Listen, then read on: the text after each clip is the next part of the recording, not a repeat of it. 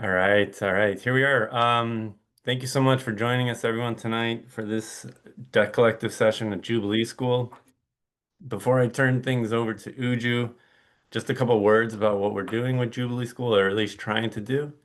We all know that there is a vital role for political education in the movement that we are all a part of, in the moment that we're living in.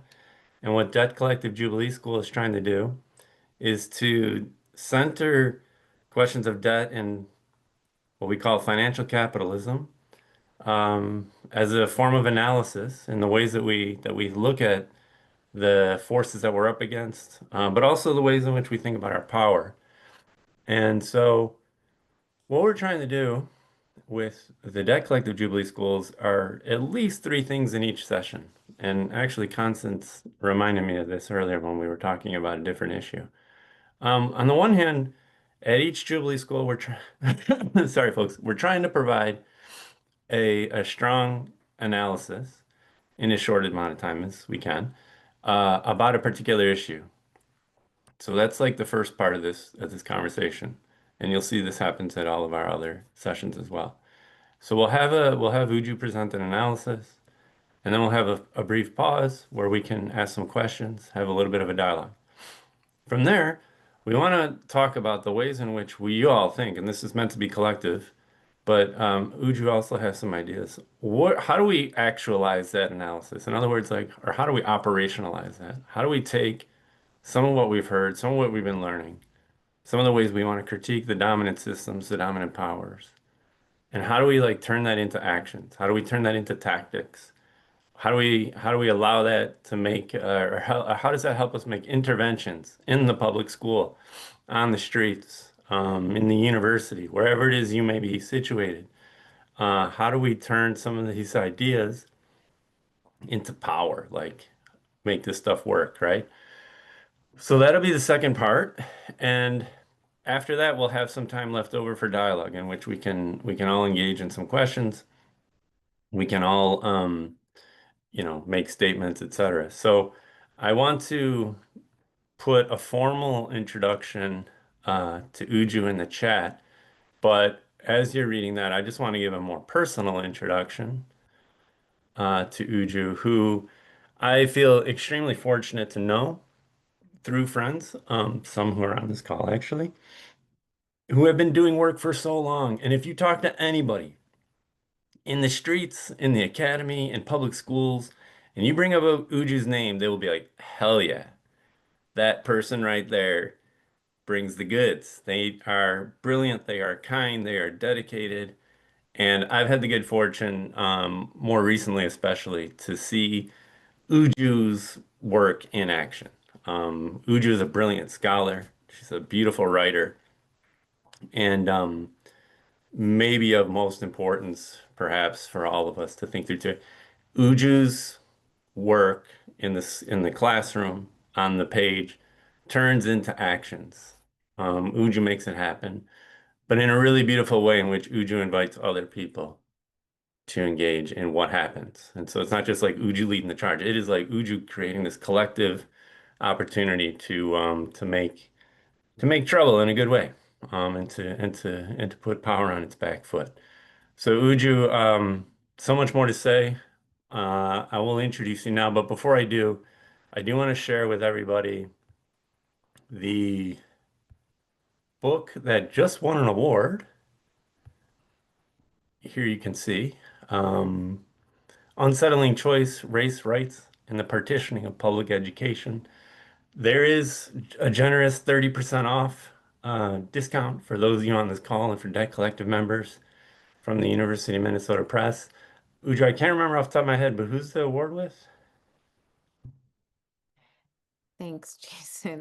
The American Educational Studies Association. There we go. So, a brilliant book by a brilliant scholar and activist and a wonderful person. Unsettling Choice, Race, Rights, and the Partitioning of Public Education. With that, I'm going to turn it over to Uju to share some thoughts with us. Thanks, Uju. Well, thank you, Jason, for that beyond generous introduction, and for inviting me, and to the Debt Collective for inviting me. Really excited to be here with you all tonight, and in conversation as part of this really incredible series that you organize, and that is, again, as you said, part of kind of that collective process of you bringing other people in. So really appreciate all I learned from you in that process. So hi everyone, my name is Ujju, and today I'm really, again, excited to be here and share some framing, a little bit of framing from an article I wrote a couple months ago, published in Common Dreams under the same title as this session, Finding Each Other and the Stakes of Public Education. I want to begin with a little bit of background and context that frames the piece, and then move into some key takeaways interspersed with some time for dialogue. And really, I'm excited for all of us to have the chance to use a piece maybe as a facilitation device for a conversation amongst ourselves, and learn from all the knowledge that's in this collective Zoom room. So yeah, let me get started by just sharing some slides to get us started. See if I can do this, and you'll forgive the many tabs that I have open. Okay. All right. Let me see if I can hide myself. Okay. Okay. So let's see. Sorry. There we go. Okay. So the article begins with referencing a question that was actually posed by a New York City high school student in 2010, as their school was being phased out. And many of you are probably familiar with the process of schools being phased out during the period. It was one school that was caught up in a number of school closings that were characterizing the violent austerity measures that were moving through New York City neighborhoods, particularly Black and brown neighborhoods, under New York City Mayor Michael Bloomberg's administration. And and just to kind of give context, the neighborhood and the organizing grew out of a collective I was part of that I learned so much from with others there, called the Center for Immigrant Families. That was a popular education center. And the reason I bring that up was both for context, but then also for a way that I think we collectively grew a capacity to think about, well, what does a question like this teach us? What is the pedagogy of this question, right?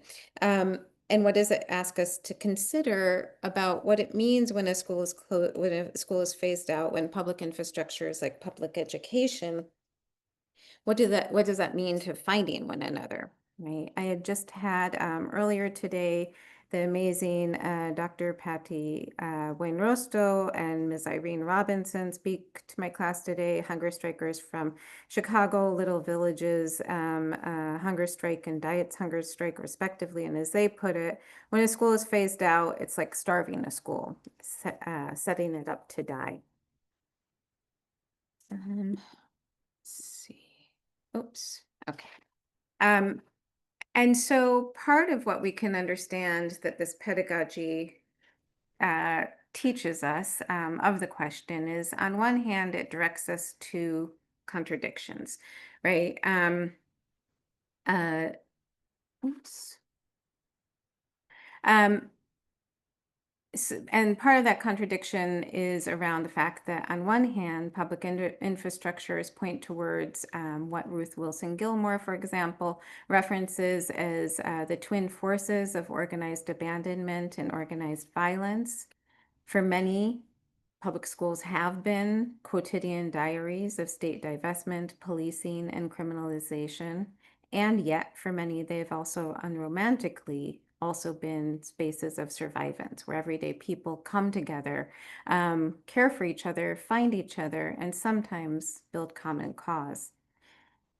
And in recent months, we've also seen, again, in Chicago, in LA, in New York, in many places, right? The power of schools as sites of resistance, where the abolitionist principle of we keep us safe has countered fascist violence, criminalization, and disposability with fierce solidarities, community defense, and the praxis of sanctuary.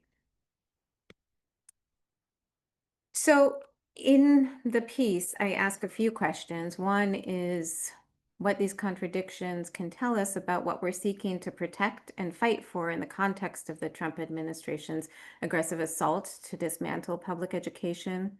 What do schools as public, political, economic, and social infrastructures have to do with finding one another? And what kinds of relations do schools make possible, and what is lost in their absence? So in recent months, we have seen the power of coming together through schools. We've also seen um, a renewed and intensified war against poor and working class people, against Black and Brown people, against migrant communities, against so many who are increasingly on the margins, right? And public infrastructures are caught up in that mix.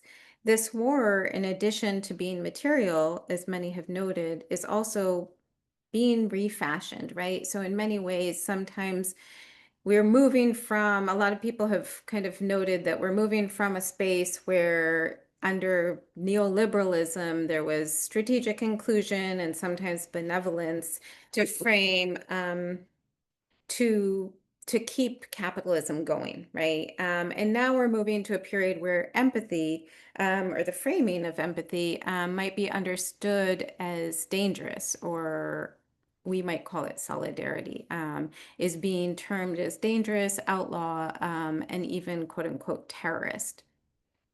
With a reaffirmation of borders of citizenship, gender, nation, family as property.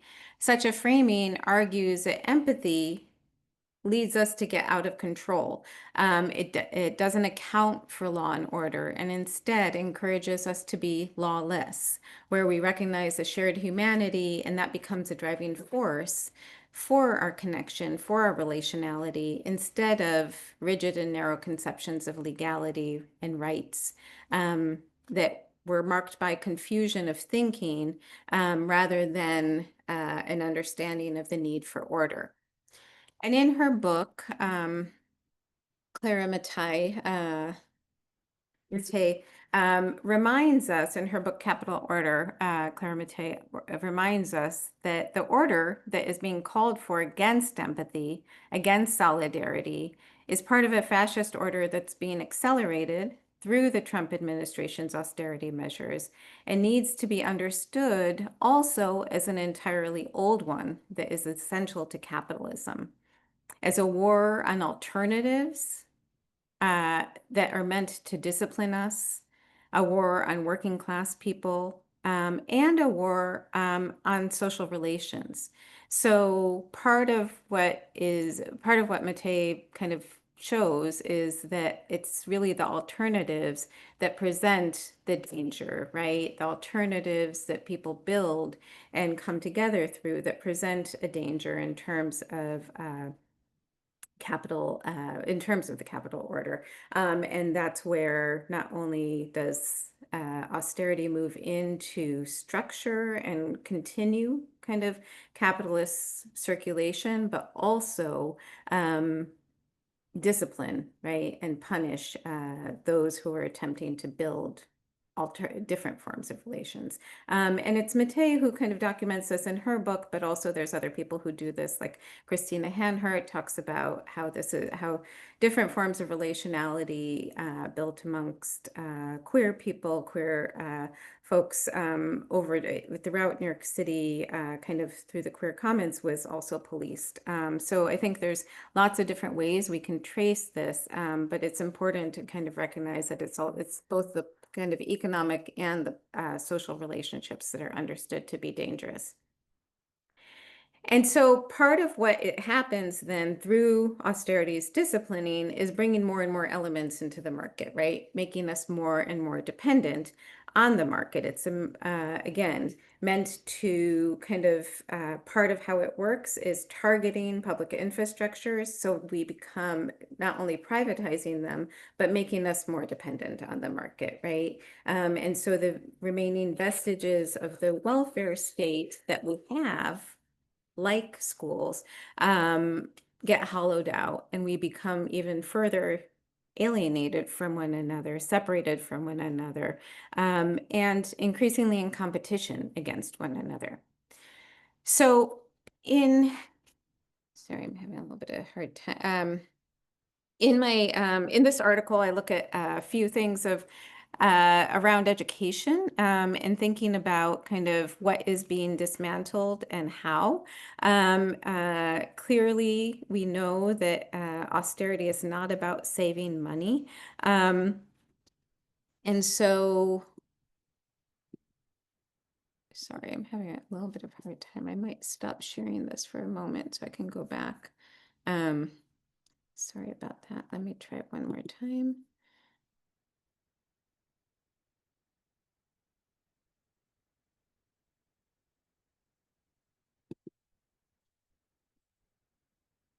Hmm.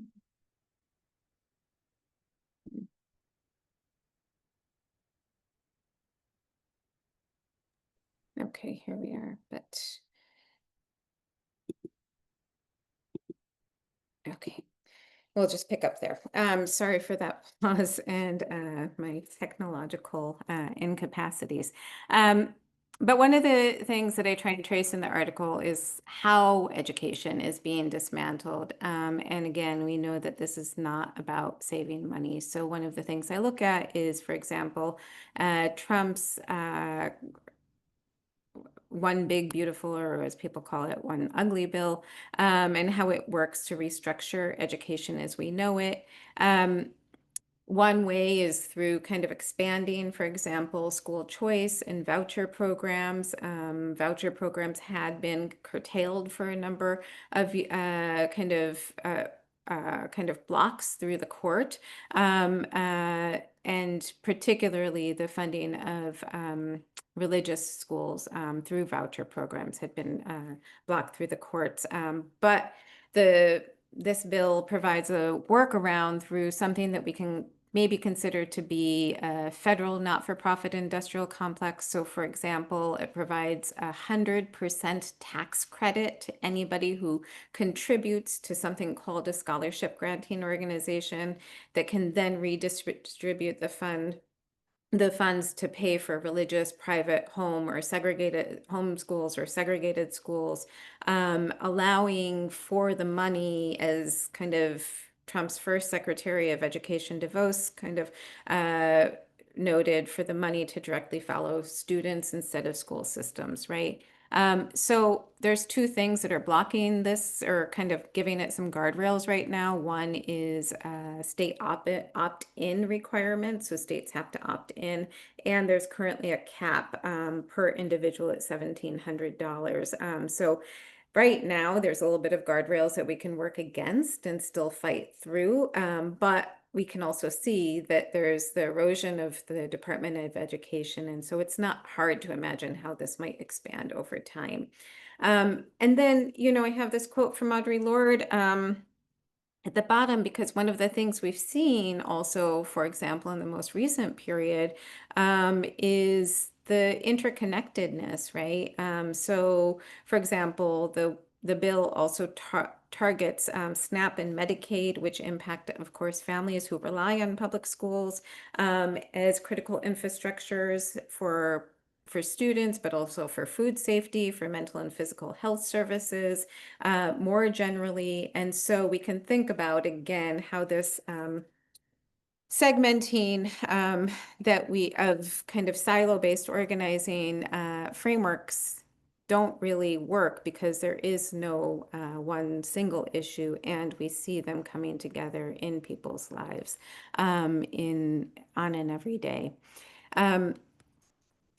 So the last thing I want to move to, before we move into a little bit of discussion, and then I'll share a little bit more, is thinking about kind of the last piece that I thought I wanted to share from just Mate's framework, which I draw from, is one of the things she helps make clear is that austerity makes clear is an entrenched relationship between liberalism and fascism.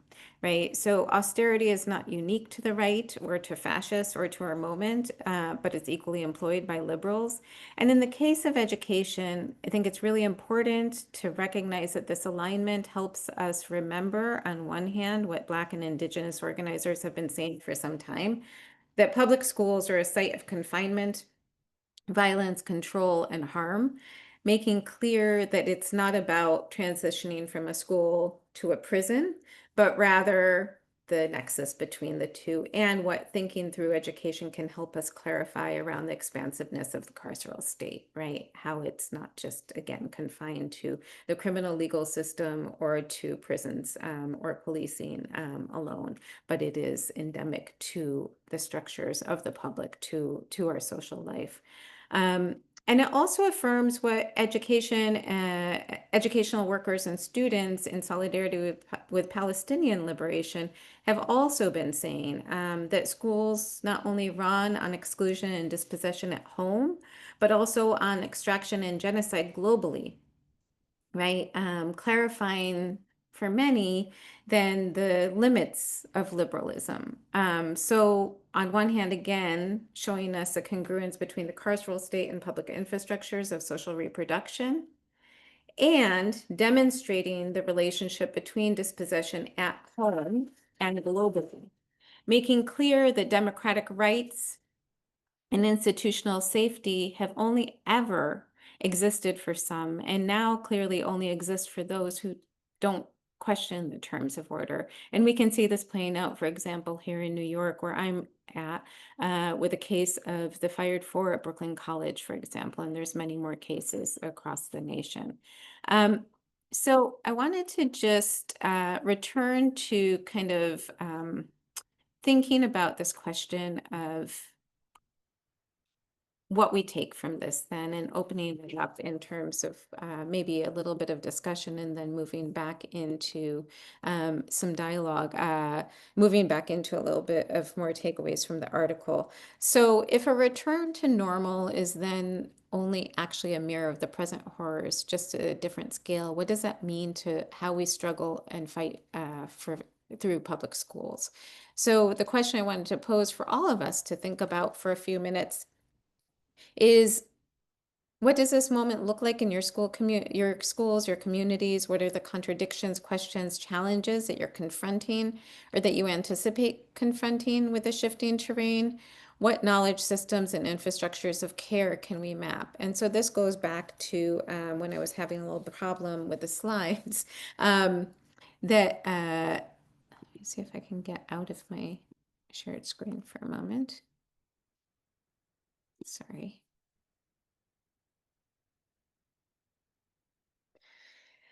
So I can put that question in the chat, but really I want to kind of think about, again, kind of one, what does this moment look like in your community? What are some contradictions and challenges that you're confronting or anticipate confronting with the shifting terrain? And what knowledge systems and infrastructures of care can we map? The last piece has to do with that Audre Lorde quote, thinking about there's no single issue because there's no single, we don't lead single, there's no single issue because we don't lead single issue lives. And thinking about kind of if schools are not only kind of infrastructures of the public, they're also kind of deep infrastructures of care, right? And they map not only material need, but also in the feminist tradition, if we can recognize in them kind of infrastructures of care that also can build toward our collective capacity. So I'm going to put those questions in the chat, and maybe we can just take a few moments and open it up for dialogue and see if there's some thoughts or reflections, and then I can go back in and share maybe a couple more thoughts and takeaways from from the article, but I'd love to hear now what people think and what people are experiencing in their communities. Okay, so you just posed some questions to us that you just put in the chat. If you'd like to comment on the question or ask another question, if you could write the word stack in the chat and or raise your hand by using the react button down at the bottom of your screen, that'd be easier to keep track of. So, Casey, do you feel comfortable saying what you typed out loud by any chance? Yeah, of Mm, course. So for me, because I would just saw it more on social media, but just like the increasing situations and of bullying for students, and then sometimes even teachers that are enforcing it are doing the bullying. So just seeing more care and how that could be implemented in schools, because I know there is the power dynamic of teacher, admin, and then student, but it's just becoming where it's almost like unhealthy for students to be in school because of bullying. yeah. Yeah, that is, I think kind of thinking about those spaces, what we can build there, right? And how they can also radiate out. What are the spaces from the community that we can bring in to kind of think about other modeling, and or how can the spaces that you build inside of the school to address that radiate back out to the community as well. But yeah, I think that is so critical, because I think, yeah, the scale of care within the space of the school also then creates a model that can be of use as other conditions take shape in our communities and our schools, for sure. Other questions or comments? Maybe as you're thinking and you're putting something in the chat, Uju, I wanted to ask you a question about something that I find very, very provocative. It seems to me that, well, let me go backwards. Public schooling in the United States is based off of like a liberal notion of democracy, participation in society, social relations, etc. But what I hear you saying is actually that we're in a moment where we need to go beyond that liberal imagination, and that's going to cause us to rethink the purpose of schools. Like, in other words, we can't just rely on like some liberal notion of schooling in order to get us out of this moment and not just return back to what we had, but also like correct for and change something in a stronger way. Yeah, Um, yeah. absolutely. Yeah, And then yeah, we got James on the yeah. on stack too. James, do you want to ask your question? Sure. Hey, everybody. Uh, really glad to be here, Uju, and hear you. I think you're a product of the GC, CUNY Graduate Yeah. Center. So I'm a PhD candidate in anthropology at the GC. So I was very excited to see that you're giving this talk, and yeah, I'm doing research on politics around parenting and childcare in this moment. So it's and there's it's interesting how the yeah, we're sort of in this moment where there's this big push to expand towards universal childcare, and but I'm curious about how this moment is going to, and also being a new parent myself. Actually, I have an 11-month-old, um, and yeah, thinking about how expanding towards universal childcare is going to be sort of expanding the public school system. Um, and I very much appreciate the push to even things out in terms of like raising the pay of childcare workers uh, in daycares up to the pay of public school teachers. Um, I think that's really important, but it's also, yeah, I have a lot of questions about yeah, what else, what more is there to do than just expand that system, right? So that's why I was really intrigued by the framing of your talk, is like, okay, we're sort of expanding this public, but how are we reworking the public, as you said in the description?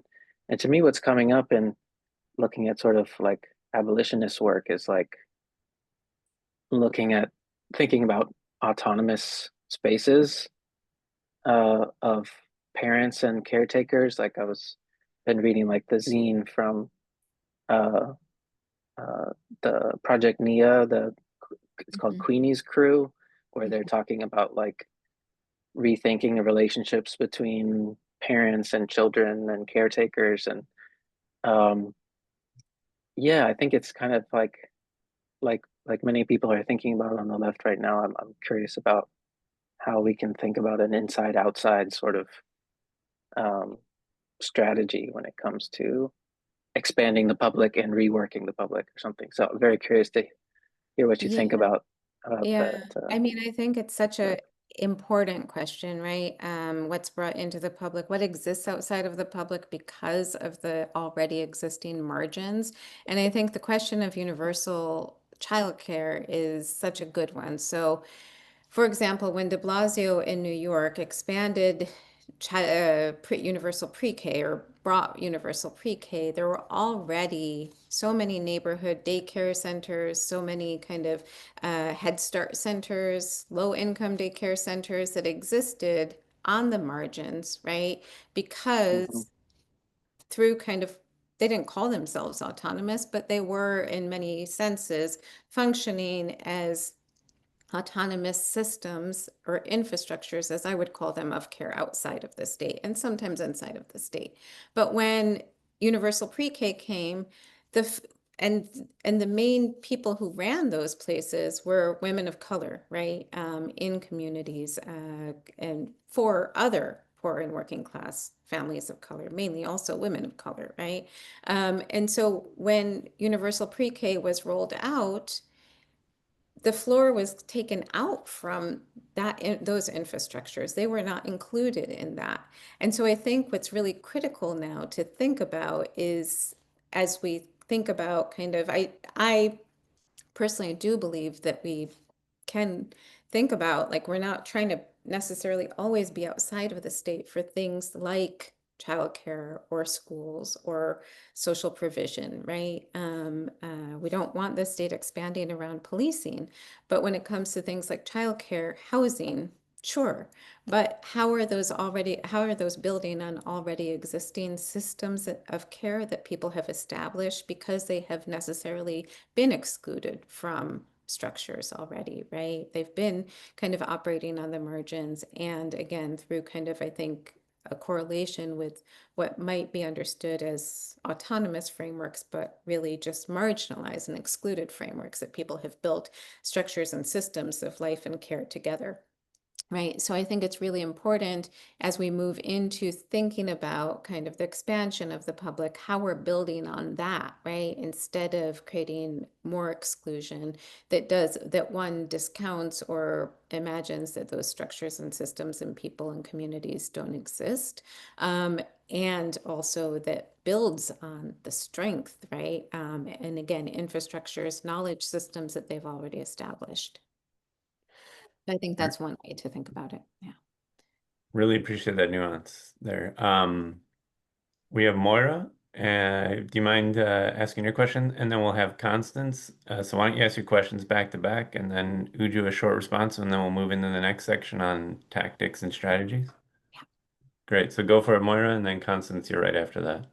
Yeah, no, I don't know if I have so much of a question, just was like kind of answering the questions in the chat, which is, and thinking about, I guess, sort of this framing too, as, we have right now in Pennsylvania, our two largest school districts are facing school closures.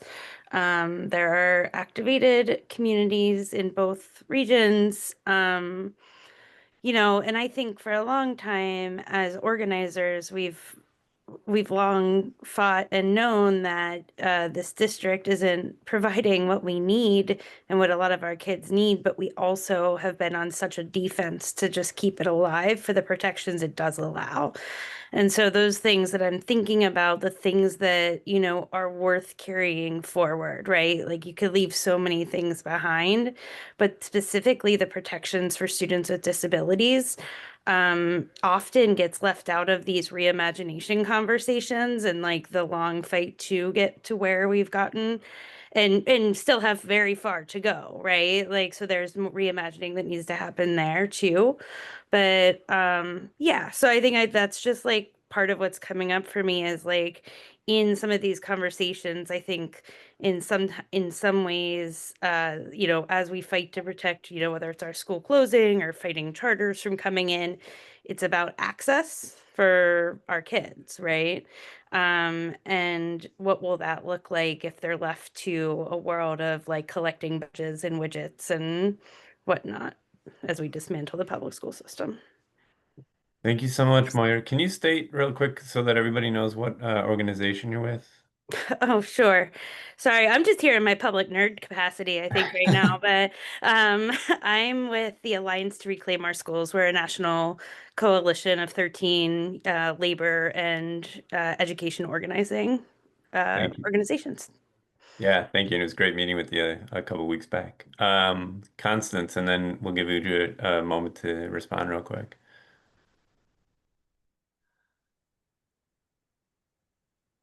Sure. Mara actually just uh, answered my question in part. I'm sorry to make this so specifically about Florida. Um, I'm a bitter Southerner. I was trained to be a Florida high school teacher. In retrospect, so glad that didn't work out. Um, but it's just that Florida has had one of the worst and first of the attempts to completely, kill public schooling and substitute it for this Step Up for Students program, which supposedly went to lower income families, but the schools that it would support, 95% of them were religious schools, and adjacent kinds of private schools.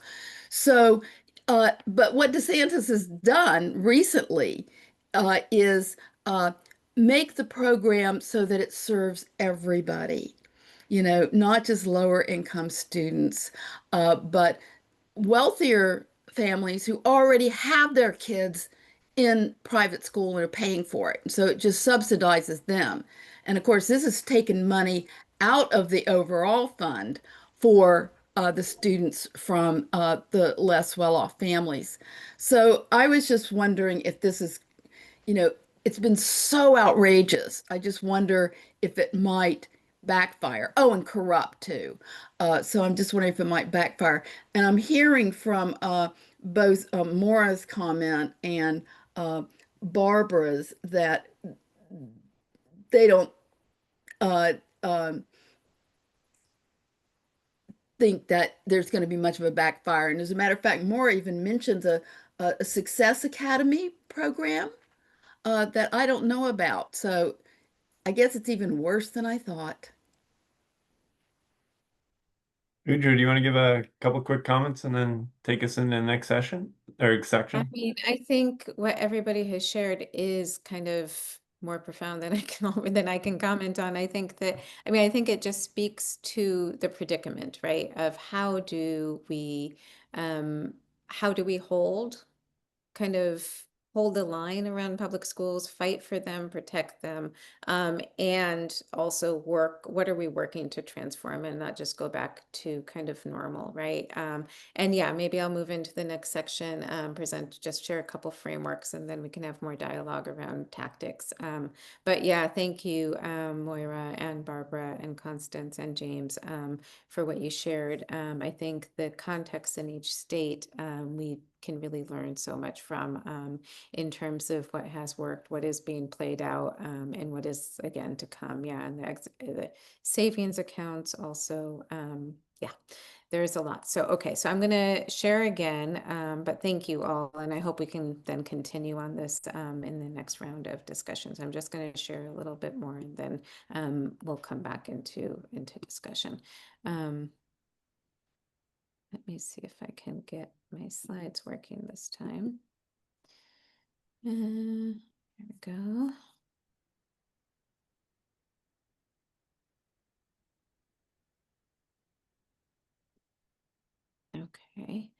And we'll go into present mode. Okay. So in this last section, I want to just move into, again, what it means to fight for, what kind of public we are fighting for, and what we can learn from past struggles. So in my own work, for example, I explore how in New York City, in the context of the Great Recession, public schools sought to mitigate budget cuts and austerity by increasing individual donations, private foundation donations, and expanding school choice. Part of what this strategy did, of course, was increase and intensify inequity and segregation, but it also ceded more ground to the market, fortifying again a sense of consumer citizenship, and a version of the public that I think it's important to remember is not antagonistic, going back to Matei's work, is not antagonistic to the capital order or the relations it seeks to police. In the anthology No Cop City, No Cop World, edited by Micah Hirschkind, Camille Franklin, and Mariah Parker, Ruth Wilson Gilmore and Craig Gilmore put forward a framework that I think can be helpful in this moment, called creative aggression, clarifying that the violence of austerity need not always lead us to the trap of affirming the violence we're used to, aka going back to the normal, right? The contradictions we confront in the public can help clarify opportunities to fight and, as they call it, rework social reality to make abolition geography, and key to fighting for the public in the context of austerity, right, and fascism is a reworking of social reality to make abolition geography. And part of what makes abolition geography is, and this goes back to what James was talking about, is building the structures and containers that can cultivate and interrupt the violence of racial capitalism, right? Dispossession, exclusion, extraction, the violence of the normal, and cultivate other social relations, right? So if so how do we go about doing that? Robin D.G. Kelly reminds us that we need, as we think about kind of moving into abolition geography, we also need to remember that we can't have socialism without anti-colonialism, right? That finding each other must be rooted in internationalism, that the limits, for example, of even social democracy or socialism, right, are that we need to always be thinking expansively in terms of internationalism, that the fight against austerity to meet our material needs and redistribute wealth in the belly of the beast for abolition geography has to be rooted in an ever-expanding understanding of what it means to find each other, right? So finding each other here, expanding those skills. So talking about, Casey, what you noted in terms of your school, right? That's one scale we can work at. And then how do we kind of build out and expand out? What are the networks and understandings that we have in terms of building out those scales of relation? And so it's that kind of, right, if it's the saving of the public that I document in my work that occurred in the kind of aftermath of the Great Recession, that's not dangerous to the powers that be, not dangerous to capital order. It is this version, right, this expanded version of what it means to find each other, this kind of solidarity that dominant power recognizes as dangerous and yields all its weapons, as we have been seeing in real time recently, to fight. It's this clarity that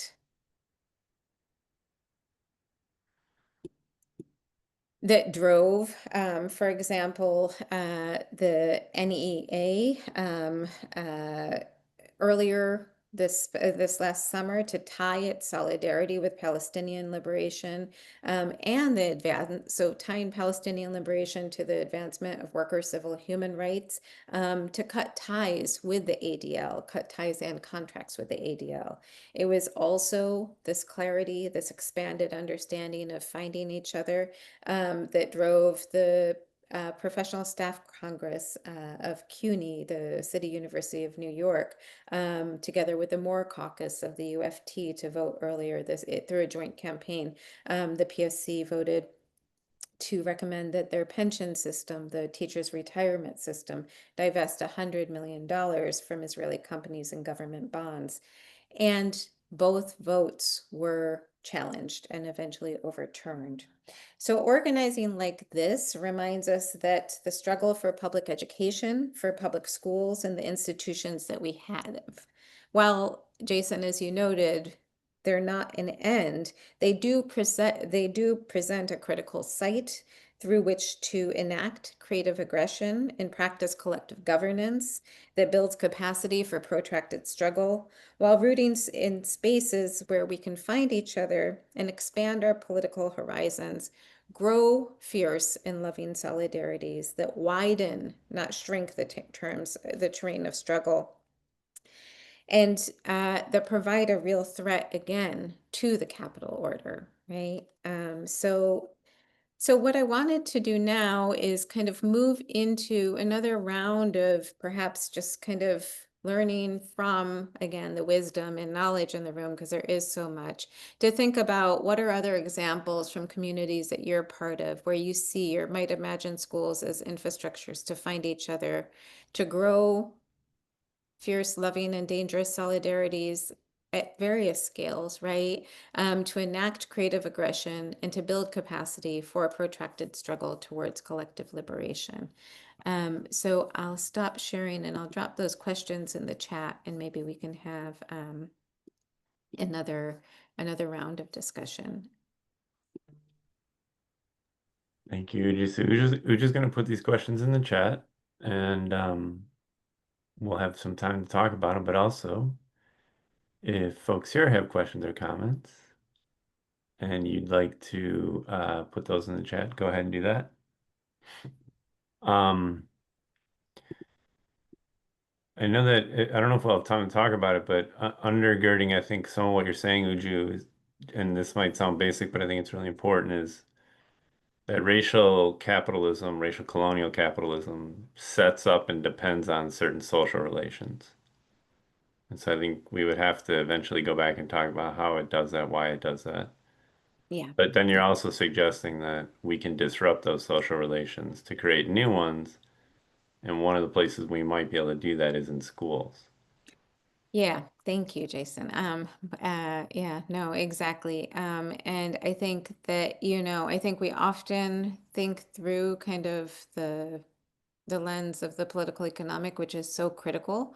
And it also requires us to kind of expand that lens to bring in kind of that aspect of social relations, just as you reminded us earlier in the Zoom, right? What does it mean to just even begin to say, this is how much I owe? What kind of new space or structures of relationality in terms of not how much I owe, but how much I am in debt for, which is a difference. Yeah, but how does that shift, again, our structures of relationality, how we're trained to think about owing versus being in debt, how we're trained to think about keeping that private, as you noted earlier, to moving that into the public. What does that shift, right? Small acts like that, but acts, right?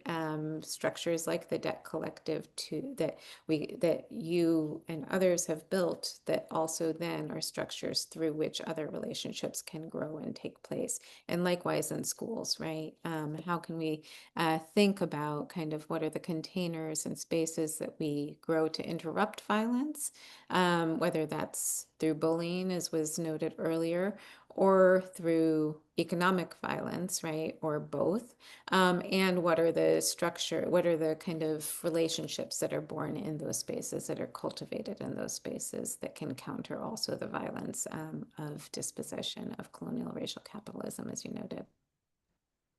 Thank you for that. So these bullet points to the question that Uju's put there, people have been suggesting, I think, some answers to some of this, but Terry, you remark just above about seems like you were engaged in an effort around Palestine. You might want to maybe tie that to some of the bullet points below if you feel comfortable doing so. No pressure. But do other do other people have anything to say in regards to some of the examples in the communities that you're a part of where you might be growing fierce, loving, and dangerous solidarities, to use Uju's words, enacting creative solidarities, building capacity for protracted struggle? I know a lot of people on this call are definitely engaged in that. Pamela, go for it. I see your hand up. Yes, hello everyone. Hello, Uju.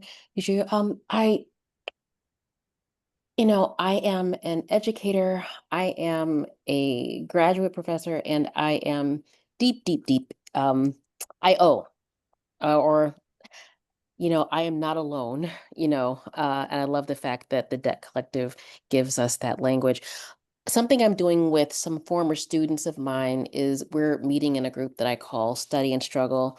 And we are meeting kind of like every other week, and we're reading a book called Reimagining Inclusion for Students of Color with Disabilities. And we're using abolition as the frame.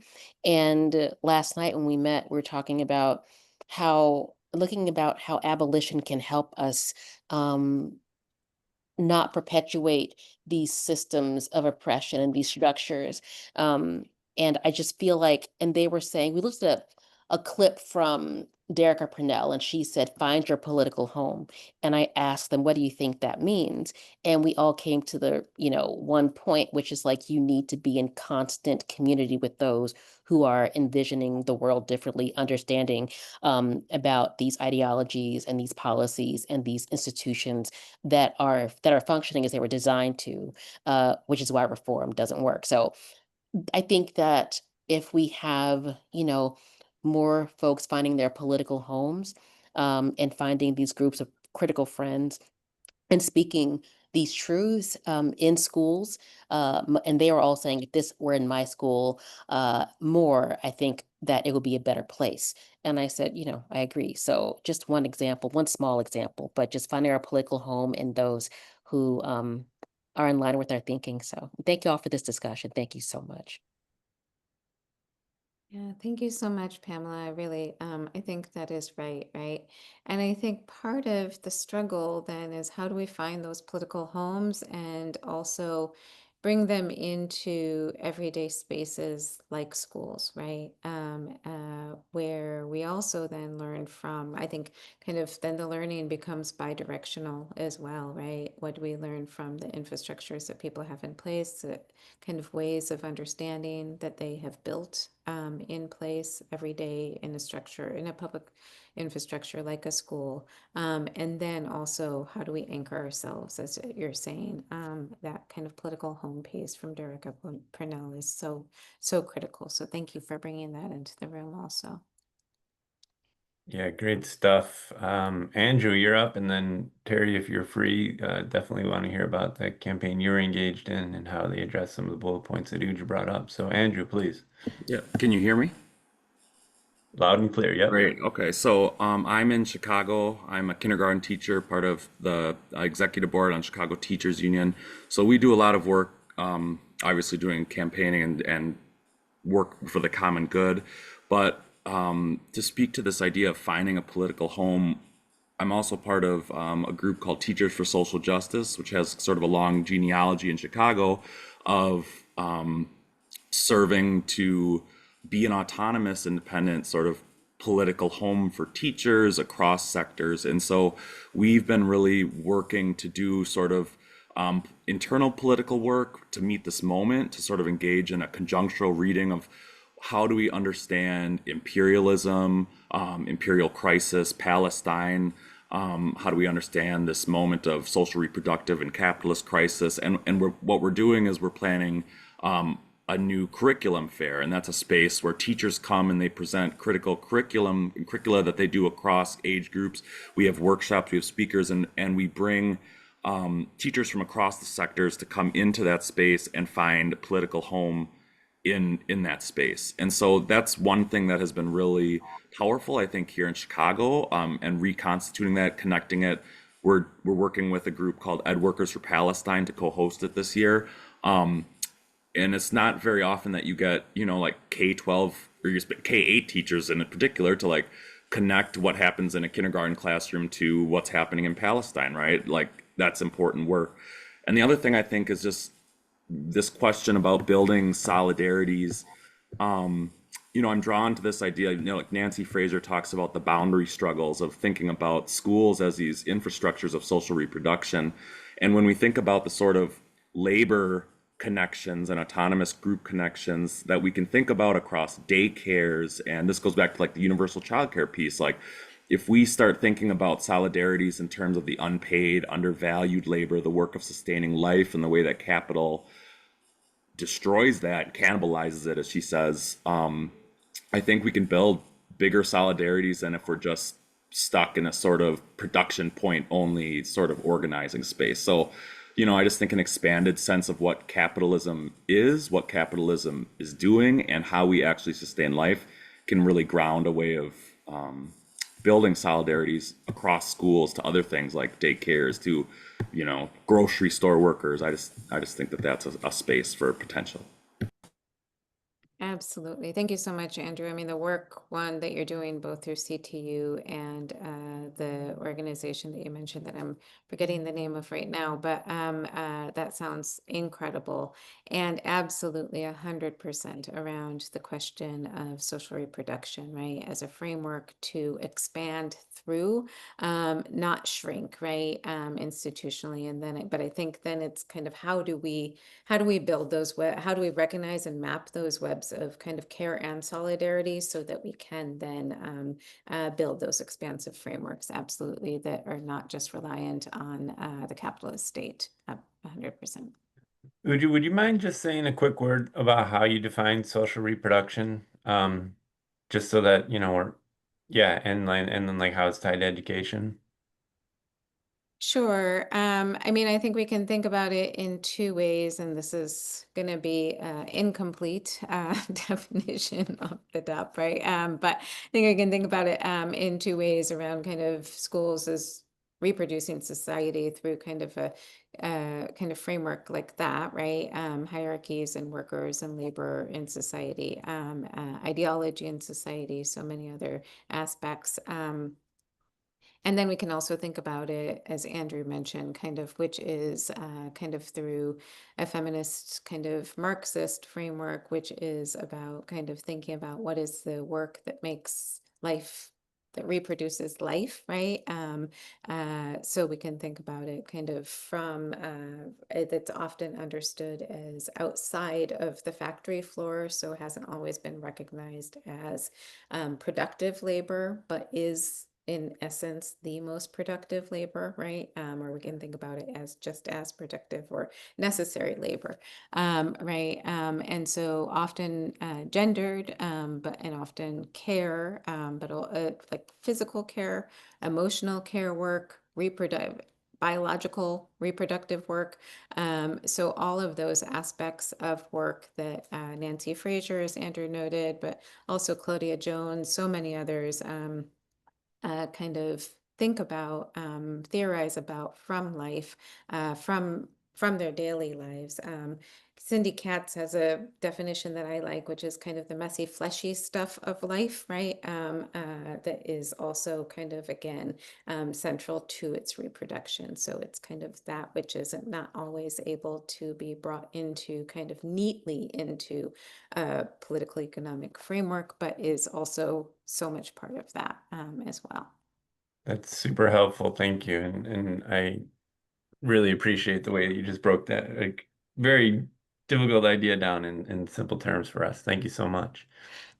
Terry, and then where do we go? Emily. So Terry and Emily, and then we'll turn it over to Ujju and you can Sure. kind of round out. Can you hear me? Yes, we can. Yeah, so I've been involved in some small ways with NEA on the national level, organizing for the the new business item around dropping the ADL this past summer at the Representative Assembly, which, you know, even though it was overturned, we still see as a victory. And then on the New Jersey level, you know, trying to organize to just this past week, for example, we had our convention in Atlantic City, and a sitting congressman stuck his nose into our business to try to get a talk on Palestine canceled. So trying to connect this to the question, you know, it sometimes feels like the powers that be have us, you know, really chasing after small potatoes. You know, like as a genocide is happening, we're forced to just like, you know, fight to get a workshop, or you know, fight to drop the ADL. I think how this maybe builds capacity is, you know, recognizing that as educators, you know, dropping the ADL or resisting the IRA definition, you know, there's so many things we could do, but like this might be our slice, you know, especially around education and academic freedom. This could be our slice, and you know, and keeping in mind, you know, looking at what our Palestinian teachers and unions are calling for, but then also, you know, Spanish unions or Italian unions going on general strike, that, you know, we have a particular role to play here in the metropole. And it seems like we're losing. But yeah, just trying to build capacity and trying to protect our members. One thing we're trying to do is not put our Arab American, not put our Palestinian Americans like in spaces that will harm them. Like, so making strategic decisions to like, you know, maybe it'll be Jewish colleagues or, you know, otherwise non-Arab colleagues to kind of push for these motions on like the floor of the Representative Assembly to protect, you know, our Arab Americans from like, you know, vitriol. So I don't know if I'm fully answering the question there, but it's, you know, trying to keep staying in the same lane, staying in our lane, and trying to keep an eyes on the bigger picture to build capacity. I'll check myself there. Thank you so much, Terry. And before Uju gives us some feedback or comments rather, Emily, do you want to make your comment? Sure, thank you. Sorry to talk from without my camera on, but that's what I need to do today, and I'm really happy to be here. I live in Pittsburgh, and like Moira mentioned, we're going through school closures. I became a substitute teacher about 2 years ago, and I wanted to just mention when it comes to bullying, and some rooms this is a hot take, in some rooms it's not, but I think it's gonna be okay here. I think in schools we don't know how to deal with bullying because schools are based on a model that could be seen as bullying in and of itself, with the power differential and the sort of, you know, coercion and control and all of that. So I think it comes from a really disingenuous place to students when we talk about bullying, and how to deal with bullying, because students feel bullied by adults in schools and in life all the time, all the time. So I just wanted to mention that I think that's like a real huge mindset shift is going to take to figure out how to get kids not to bully when the interaction that they have with adults feels like bullying is like a really, I don't know how we could possibly do that unless we change how we interact with kids. Um, and then I also just wanted on the social production thing, like, um, I read a couple books. One is called First Strike, and the other one is called Progressive Dystopia. And those books kind of like blew my mind on sort of how schools were functioning at this, like, what I would say is a subconscious level to a lot of especially white and privileged adults. Um, but that the students that I work with understand right away. Like immediately they get the concept that those books are talking about. Um, in terms of, I mean, they really draw on the idea of schools as a place of enclosure, which I think most people can, you know, understand what enclosure was with property. And so expanding that idea to schools being a space of enclosure, and then, you know, expanding on the idea of the undercommons and how we create sort of those like undercommon spaces. Um, so I just wanted to mention those couple of things that had like started to bubble up for me. And I really wanted to like mention like common good bargaining because I'm wondering how much of a lever, people have used that in various times and spaces.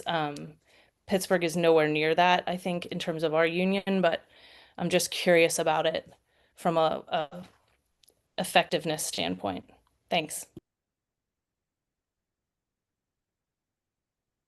Amazing. Wow.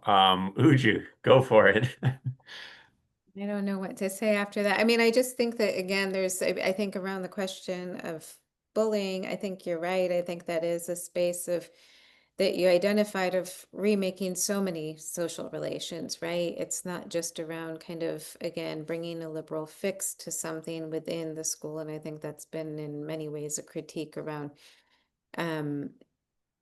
some ways of restorative justice, not always. I think there's lots of people who are practicing it in more expansive and thoughtful ways, but I think that's been some of the ways that people have thought about restorative versus, for example, transformative justice, and how to bring that into the remaking of different relationships. So thank you for bringing that in. I think it is not just, again, addressing kind of a one fix, but really the refashioning of relationships altogether, and thinking through that at a more kind of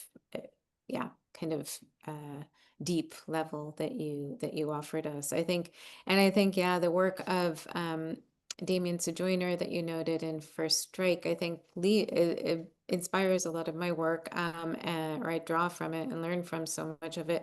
And I think it's a real question around what do we do then, right? And this brings us back to, I think, kind of what Andrew was saying, what James was saying, what others were offering in the room as well around kind of how do we think about kind of the space of the public? What are we refashioning? What are we kind of working against and through in relationship to the capitalist, colonial, racial state, right? All of it, as we're working kind of against it, but also through it in the space of the public. So what does that mean, right? What does that mean in a very place-based context, as you're offering also in the space of a school where kind of remedies around bullying are not enough because they might feel carceral, I think, as you're maybe gesturing. How do we think about kind of learning and growing our resources so that we can kind of learn from, not replicate what Andrew is doing in Chicago, right? Because that's in a Chicago context, but understand the conditions that grew that work, right? And then think about kind of how we might also learn from what you're doing in Pittsburgh or in other places. So I think there's just, again, a lot here to learn from and a lot of kind of really important contradictions to continue to think through and work through together. And again, ground in place, and in community, anchor in kind of daily practice of whether it's in school or unions or in community or all of those spaces or in the political homes that Pamela reminded us we need to find. So yeah, thank you. I don't know that I have kind of answers to it, but I'm just inspired by the questions that you all are asking. Absolutely. This is a fire conversation. Y'all are bringing it in some really amazing ways. Uju, we are coming up on an hour, and I know everyone's like really running on fumes at this point, and so maybe you offer a couple words. I'll say just a good night to everyone, and then we'll hopefully see each other again. So Uju, do you want to offer up anything else? I don't know that I have more to offer except just say thank you, Jason, for making this space. Thank you, everyone, for coming and sharing what you did, and for the work you're doing. And I just really hope that we can make spaces to continue these conversations. I think there is, again, so much to learn from, but so much that we have to learn and build and think about in this moment, especially that where education is kind of at the center of our political conjuncture in so many ways that we're confronting, whether that's through kind of the militaristic kind of assaults, whether that's through the ideological assaults, whether that's through the labor assaults, whether that's through kind of, and so how do we kind of grow a different set of relations that are, again, enacting the creative aggression? I think I'd love to continue thinking about that with you all. Absolutely. And I'll just end by saying that it's these types of spaces, maybe plus others that you all are involved in, that I think, to take Uju's points, that do grow the fierce, loving, dangerous solidarities, that build the capacity for protracted struggle towards collective liberation. And this is what power both fears and what it's reacting against. And I think we always got to remember that we do have that power. They are reacting against our power. And we need to always remember that, because they are also on the back foot. It's not just us. And so thank you everyone for making that super clear tonight. Please, if you get a chance to pick up Uju's book and follow Uju's work. The other thing I'll say is, please, if you can, join our Debt Collective Educator Debt Cancellation Caucus. We're running over 1,000 strong now. I think some of you might already be in it, but please join that. You'll get specific invites and offers to do K through 12 work, and especially around the question of different debt types in K through 12. So please, if you're not already a member of that, join us. And once more, thank you everyone so much for all the great insights, all the great questions, for being here tonight when you got so much more going on. And hope dies last. So hang in there. Take Thank care, you, everybody. Stan. All Thank right. you, everyone.